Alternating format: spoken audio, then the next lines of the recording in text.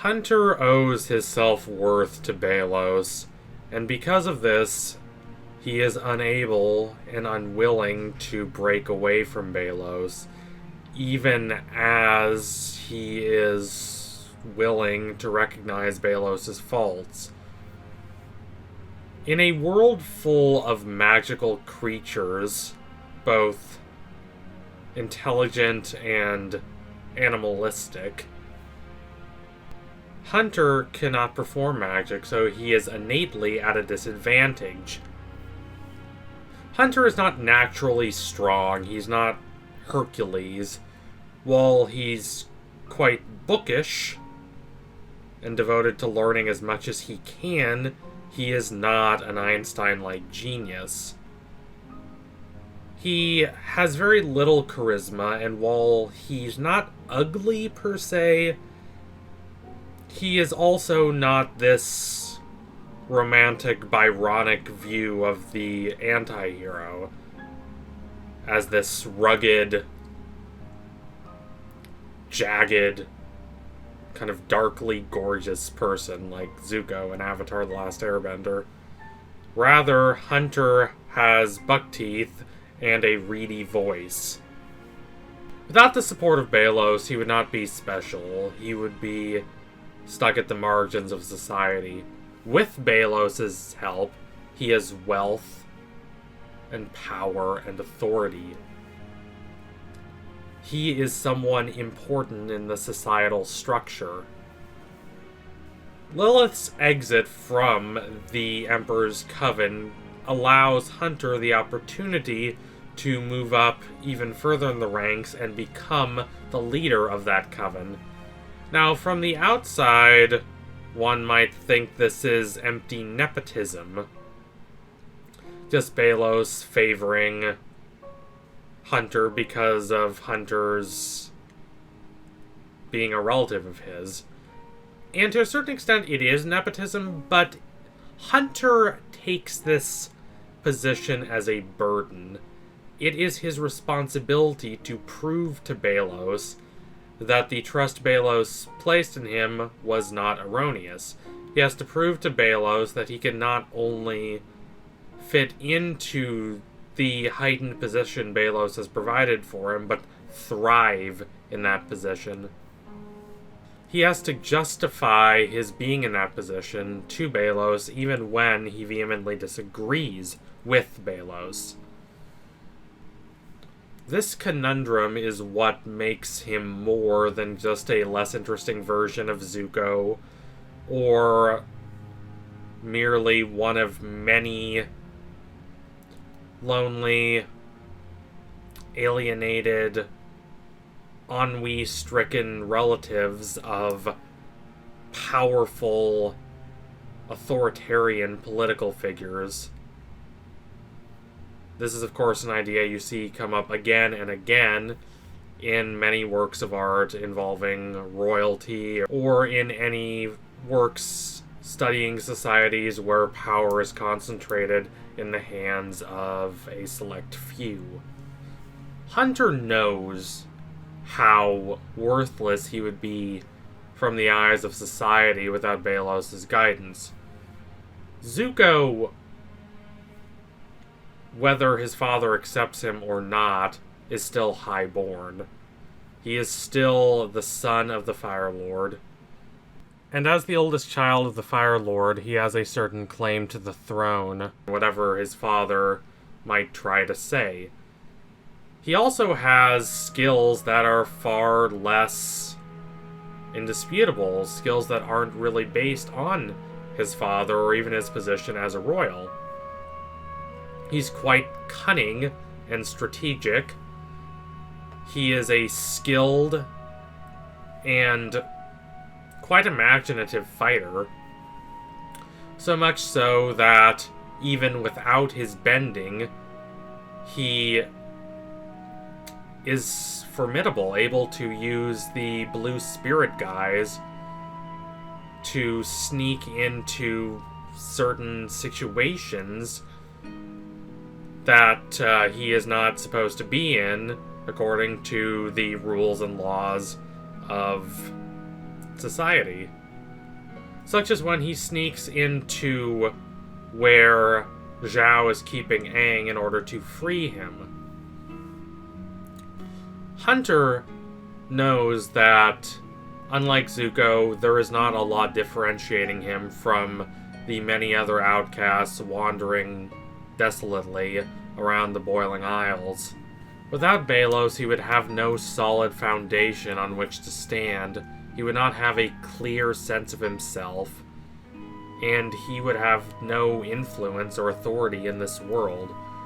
When one accepts this, it's hard to be so angry at Hunter for staying with Belos. It's the safe choice, at least temporarily. It is the choice that affirms his sense of self-worth. And it is what causes others to perceive him as being worthy, simply by the position he has in society. No one really knows him, even on the most literal level, outside his position as the Golden Guard. They can't even recognize him without the mask, and this is a major plot point in Hunting Palisman. Yet, Hunter has become increasingly skeptical of Belos, and one would not be completely absurd if they stated that he might start the process of turning away from Belos in this episode, Follies at the Coven Day Parade. At the time of recording, we do not even have a proper description of this episode. Considering how critical the show has been of this Coven system in the past, however, I doubt that the parade will be entirely peaceful or without some sort of scandal or eruption of conflict and tension. The show might reveal the dark past of the Coven system more fully, which in turn would be a nice segue into the show, giving us a more full exploration of Belos' backstory, which the show needs. It needs to give us a more acute sense of who Belos is as a character, or else he would just be a rather anonymous antagonist, and I think the show has much bigger plans for him than that.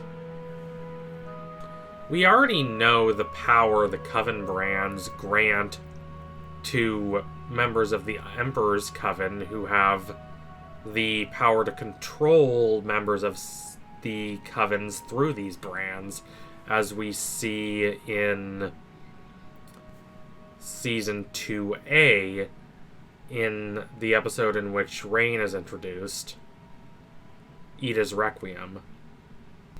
But even aside from very evident critiques of the corruption of the system, like this instance, the show consistently portrays the Coven system as being at best erroneous, trying to force witches into channeling their ambitions and their power into only one track instead of exploring more fully the entire range of magic that's available to them. A certain reason the system might be portrayed so negatively is Dana Terrace's own sense of frustration with constraints and being forced into one path. She talks about the Coven system and its restrictions being at least somewhat loosely inspired by her own struggles in trying to get into animation.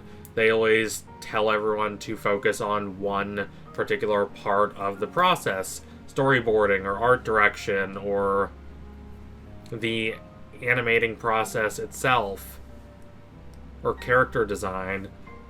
Terrace says that she wanted to do all of it. She wanted to really test herself in all these different aspects of the process, and how her professors at university tried to direct her into one path.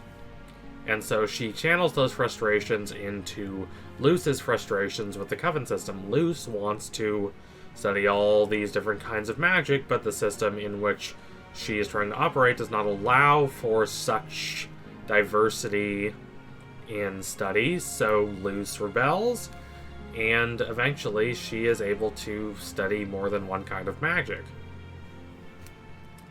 As to why Luce is willing to challenge this system, I believe it owes largely to how this world is not the world in which she was born.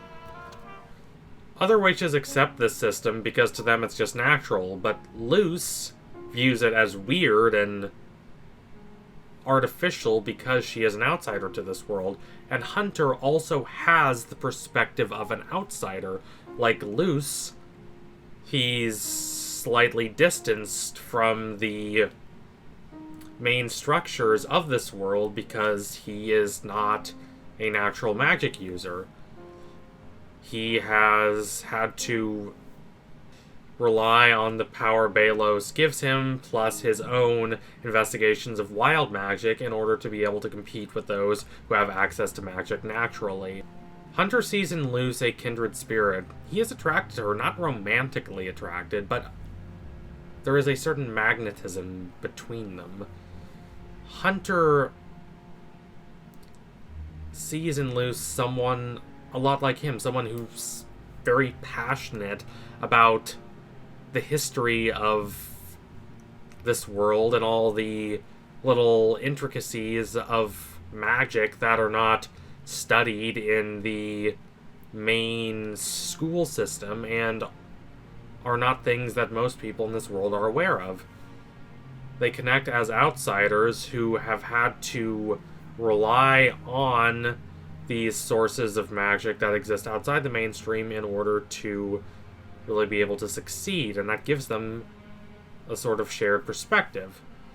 And Hunter's respect for Luce is evident when compared with how he interacts with Amity in Eclipse Lake. Amity is much nicer to him than Luce was. Amity is willing to give him a few more chances despite how brutal and ruthless he is throughout the episode. And it's not that Hunter doesn't see this, or that he has a personal dislike of Amity. It's just that he does not value Amity's opinions highly enough to place those opinions over the tasks Belos assigns to him, because he has such a deferent reverence for Belos and the influence and status Belos allows him to have in this society. But his relationship with Luce is a little different. If there is anyone who is going to convince him to abandon the side of Belos and turn toward the light, however practically dangerous it might be for him, that person is Luce. The connection between them is beguiling but undeniable. This episode and its exploration of the Coven system might perhaps start Hunter's gradual willingness to turn away from Belos, but only if Luce is there to facilitate his skepticism toward Belos. So thank you all for watching. If you liked what you saw today, don't forget to like, comment, and subscribe. Donate to my Patreon if you can and you want to see more videos like this. I am really fascinated to see what direction they take Hunter's character in. He is a fascinating character, and I hope the show is willing to give him more screen time, because he is in such a tempestuous and uncertain place right now, and his character really needs that time to come to a sort of resolution, considering how little time the show still has left. Anyway, tune in soon for my next analysis. It will be coming soon, that I promise you. Thank you all again. Adios, comrades.